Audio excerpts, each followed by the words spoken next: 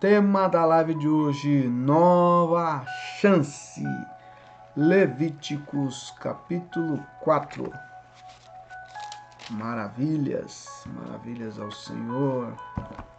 Levítico 4, do versículo 1 ao 12. O sacrifício pelos pecados do grande sacerdote. O Senhor Deus mandou que Moisés dissesse aos israelitas o que deveria fazer a pessoa que, sem querer, quebrasse uma das leis do Senhor e fizesse o que é proibido. Se o grande sacerdote cometer um pecado, tornando assim o povo culpado, ele, para tirar o pecado, oferecerá a Deus, o Senhor, um touro novo, sem defeito. Ele levará o animal até a entrada da tenda sagrada, porá a mão na cabeça do animal e o matará ali na presença do Senhor. Em seguida, pegará uma parte do sangue do animal e a levará para dentro da tenda. Ali ele molhará um dedo no sangue e, na presença do Senhor, borrifará o sangue 7 vezes em frente da cortina do lugar santo. Depois, ainda na presença do Senhor, ele porá um pouco de sangue nas pontas do altar que está dentro da tenda, onde o incenso sagrado é queimado. O resto do sangue ele derramará na base do altar onde os sacrifícios são queimados, em frente da tenda. O sacerdote tirará toda a gordura do animal, isso é, a gordura dos miúdos, os 2 rins e a gordura que os cobre, também a melhor parte do fígado, que ele tirará junto com os rins. O mesmo jeito que se tira tudo isso do touro, sacrificado como uma oferta de paz. E o sacerdote queimará tudo no altar de ofertas queimadas. Mas ele pegará o couro do animal, a carne toda, a cabeça, as pernas, os miúdos e também os intestinos e os levará para fora do acampamento até um lugar puro, onde são jogadas as cinzas, e ali queimará o animal todo em cima da lenha. Vamos à pregação escrita para entender a leitura de Levíticos aqui. Ao lermos o livro de Levítico, começamos a ter a impressão de que Deus foi duro com seu povo, impondo condições para perdoar quando violassem seus mandamentos. Impressão apenas. Na realidade, é um livro que exalta sua imensa graça. O texto que acabamos de ler, por exemplo, mostra o tipo de sacrifício que deveria ser oferecido pelo sacerdote, quando ele desobedecesse alguma lei. Após o ritual, ele seria perdoado e purificado, teria sua consciência limpa perante Deus, e isso não é graça. É algo quase impossível aos humanos. O novilho era o remidor do sacerdote. Morria para pagar o preço pela desobediência do sacerdote. O sangue lembra morte e mostra como desagradar a Deus é sério. Desencadeia um processo maldito em nossa vida, cheio de tristeza. Isso deve ser evitado, apesar da graça divina. O animal era partido em pedaços e o que não era oferecido a Deus tinha de ser levado para fora do acampamento para ser queimado. Era um simbolismo. O que o sacerdote tinha feito virar as cinzas, ou seja, for esquecido pelo Senhor, não existia mais. Não é esse ritual um exemplo maravilhoso da graça divina? E como Deus é o mesmo ontem, hoje e para sempre, a nova chance dada ao sacerdote é a mesma que nos é concedida conforme a primeira epístola de João, capítulo 1, versículo 9.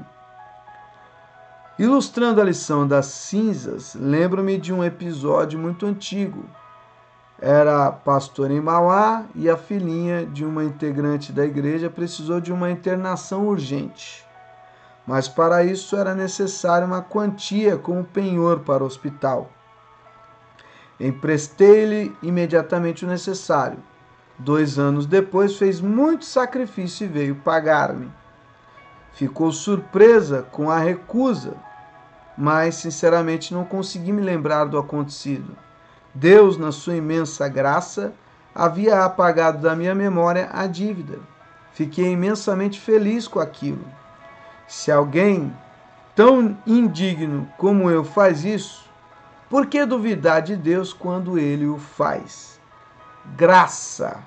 Não somos dignos, mas Deus nos perdoa e recomeça seu relacionamento conosco. Glórias a Deus. Louvado seja o Senhor. Amém?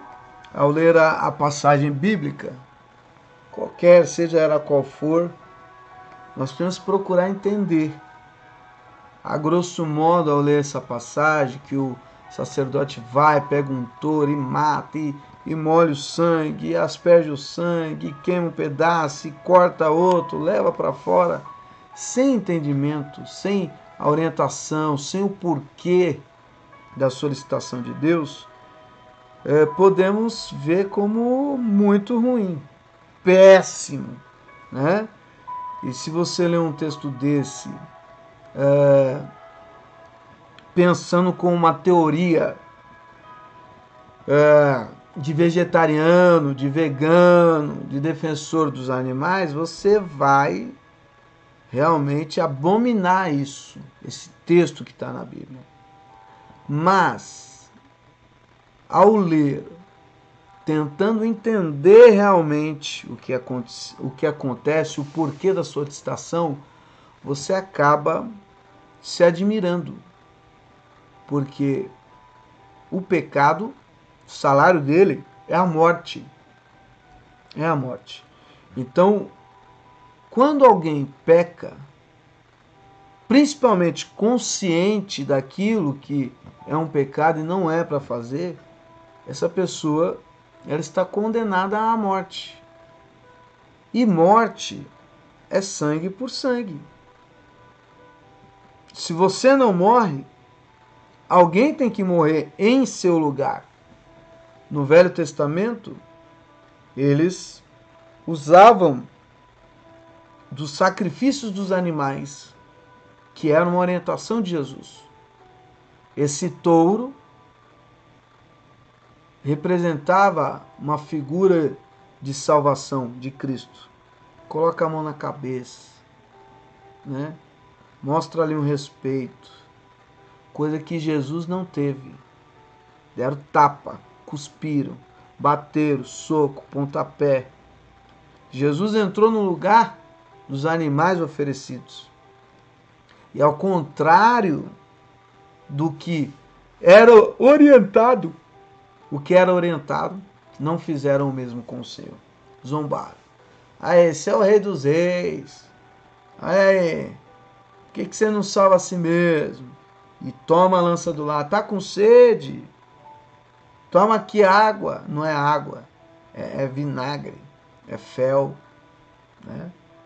Então, esse Jesus foi esquartejado, sacrificado realmente para que eu não morresse, para que você não morresse. E a morte que a gente está falando não é apenas a morte física, mas sim a condenação eterna. Quando morremos espiritualmente, estamos sendo condenados eternamente. E não é essa a vontade de Deus.